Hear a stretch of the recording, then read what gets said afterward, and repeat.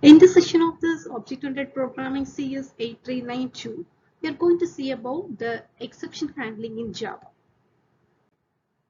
What is object-oriented programming? Okay, it is programming is based on that Java or C++. It is based on object and classes. In a world full of errors and warnings, be with someone who can handle your exception. That is, if any errors occurs or if any wrong thing happens, if someone is with us means they can tell, yeah, it is wrong. Don't do again this. It will affect the process or the life. Okay, similarly, exception means it's a runtime error occurs during the execution of a Java program. Here, exception can occur for many reasons. Okay, if you are entering a wrong input, a wrong data type.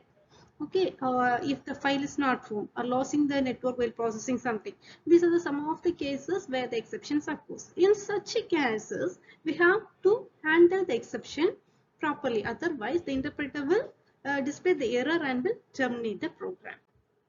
Exception handling is nothing but it's the mechanism to handle the exception. The keyword used for this exception are try, catch, throw, throws, and finally. The keywords are try, catch, throw, throws, and finally. Try in the science, it is trying to find whether any exceptions occurs or not. That is monitoring for exception. Catch in the science, if any exception occurs, it just catch it and handle it in some logical manner. Okay, if any exception occurs, it catch the exception and it handle using some logical manner. Throw means it automatically the catches out, that is exceptions are handled by the Java virtual machine. Throws in the science. Okay, throws in the science. If any exceptions are found and if it is not handled properly means it just simply tell about the classes or objects about their exception is there. You have to safeguard yourself. That is the work of throws. Finally means any code that might be executed before a method returns, all are put inside the finally. This is the general form of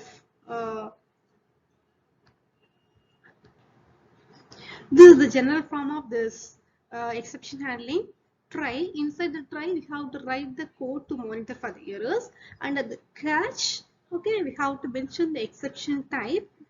And we have to give the method, what's the type of the exception occurs and how to handle it. And based on the exceptions, you can give number of catches. And finally means if anything occurs. Okay, before if errors or exception of code run before the method means we have to give inside the finally. This is the hierarchy of the exception, that is throwable, that is error or exception.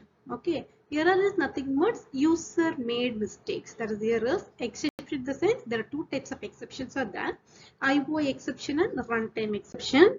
Okay, IO exceptions are also known as checked exception and the runtime exceptions are also known as unchecked exception. Checked exceptions are handled by the JVM, unchecked exceptions are not handled by the JVM. Let us see an example for this exception handling.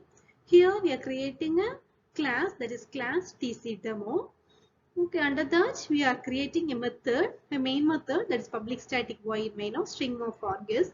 Inside that we are declaring the variables as a is equal to 10, b is equal to 5, c is equal to 5 and so on. So int x and y. Okay, we have to declare all the variables we are using in that particular program.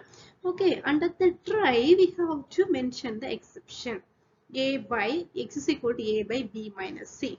Okay, this is an exception. Okay, and say the catch, how to handle the exception. This is a type of arithmetic exception.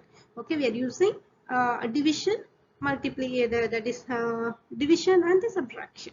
This one comes under arithmetic. So it is an arithmetic exception. Here we have to display as this is divide by 0 problem.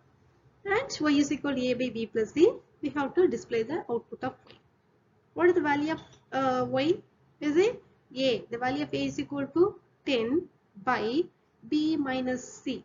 B minus c is 5 minus 5 is equal to 0. Means any number by 0 is an exception. That is arithmetic exception. We are displaying as the value divided by 0 and the value of y is equal to. Okay, this is the output what we get using this program. Thank you.